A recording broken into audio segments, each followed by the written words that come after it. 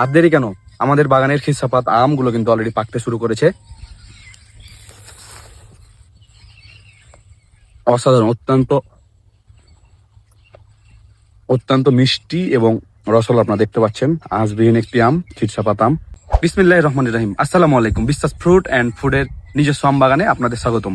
প্রতিবারের নাই এবারও আমরা আমাদের নিজস্ব আম বাগানে শতভাগ ফ্রেশ, কেমিক্যাল ও প্রিজারভেটিভ মুক্ত আমগুলো পৌঁছে দেবো আপনার নিকটে ইনশাআল্লাহ।